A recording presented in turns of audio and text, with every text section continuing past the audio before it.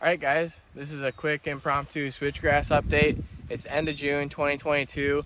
I wanted to give you a status of some of our switchgrass plantings. We can probably show you clips from around the farm, different ways we've done it. This one here is about it's probably 6 acres of switchgrass, and it kind of surrounds a draw. It makes about a 12-acre section of cover. And this is an area that we've transformed the pasture to try to make it big pasture that the deer didn't really ever use and turn it into a whitetail paradise. So planted this, I think this will be the third growing season or fourth? I think it's third or, yeah.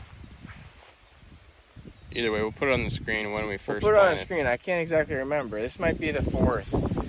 But it's finally to the point where this switchgrass is doing really good. Last year, it did good enough to provide really good cover, but switchgrass is just a really slow establishing crop. It puts all its nutrients down to the root, but once you get past that third year, it's really maintenance free except for burning every couple of years, and it'll outcompete the weeds if you did a good job in the first couple, and then you don't have to worry about it. It'll be a long lasting stand of cover, but it can be so frustrating that first couple of years. But this year it's really turned the corner, and I think the reason why is we did the first burn on this unit here. We burned, I think, in early April, and the cool seasons had just come up. The switchgrass was still dormant, and that ended up being about perfect timing. It would have almost been better to maybe a week or two later, just because the spring was late this year. To be honest, I'm surprised it worked as good as it did, because especially in this section here, it was almost, there was switchgrass here, but it was not even close to this good, and we had bad weeds, we had thistles and everything else growing up in here last year and the previous 3 years or however long we have established. And this year the switchgrass just came back, outcompeted all of it, getting that black soil, setting back the cool season with that burn. It's like magic. I honestly didn't even know it was going to work this well. It's just crazy awesome. You can see it's probably close to 4 foot high already, and it's got another month to grow. So I'm guessing some is close to 5 foot high almost. We could say I'm 6 foot tall, and then it'd be really tall. I'm not. But in any case, really happy with this. The bucks are really starting to use it. We found 3 or 4 sheds, maybe 4 or 5 sheds in just this section here. This 12-acre section of one of the biggest deer. Yeah, one of our biggest deer. We thought he left the farm. We think we might have just moved over here where we didn't really have any cameras for the late season, because I found his sheds down in the draw there on the bottom edge of the switchgrass on a south-facing slope. So just perfect winter cover. We've got the beans out here, and it's really transformed this part of the property. So we'll show you a couple different sections here. We've got a screen right up here that screens the pasture, so we have good access. We didn't want to plant this top in food and then not be able to get to that part of the property down there, so we put a nice wide screen in, and it works perfectly. Most of the time we can have awesome access. We can have deer right in the beans, and just with the switchgrass we can go along the edge and drop down out of sight. And that one planted the same year as this. This was all frost seeded into basically just cattle pasture. Yeah, it was beaten down. It was beaten down, kind of maybe overgrazed, but about pretty normal for a cattle pasture. We just frost seeded it.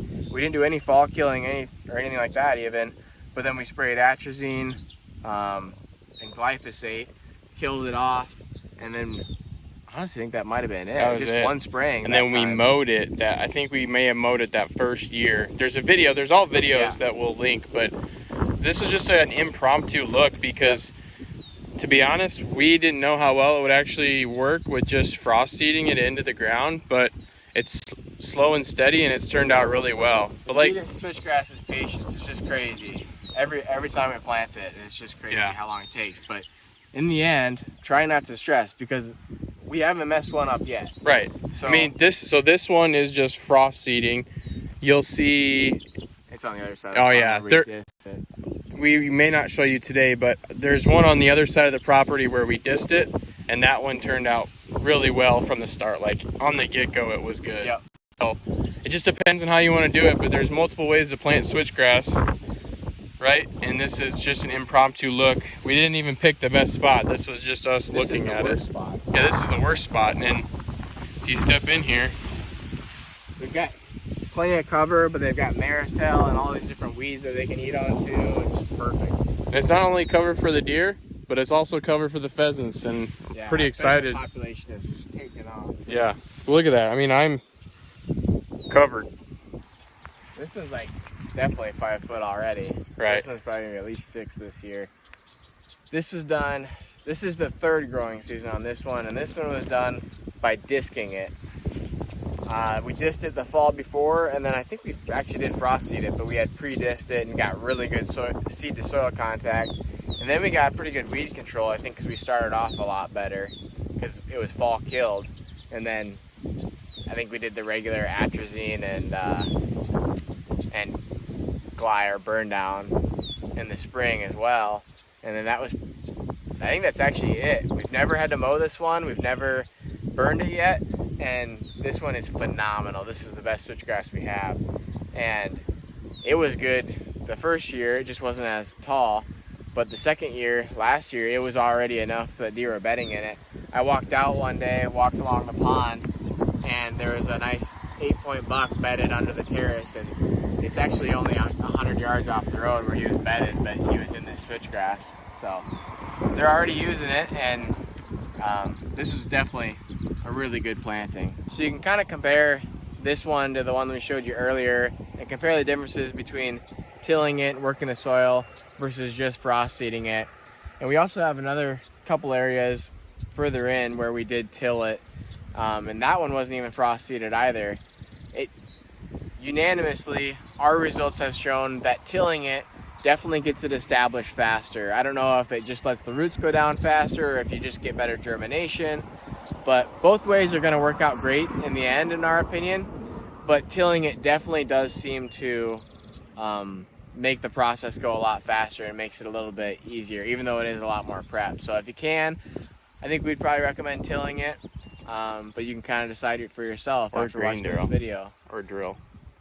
One method we've never tried because we don't have access to one, or we've never gotten one for ourselves, is the method of drilling the switchgrass. I think that would be a really good method as well, but we don't have any experience with that. So anyway, just thought we'd do a little update on our switchgrass.